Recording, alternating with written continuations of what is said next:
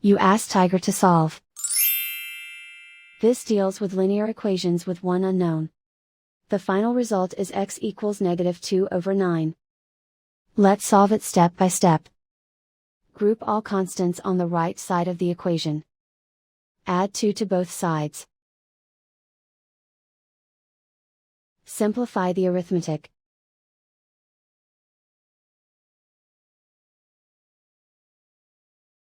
Isolate the x. Divide both sides by -9. Cancel out the negatives.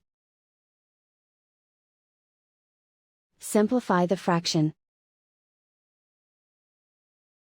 Move the negative sign from the denominator to the numerator.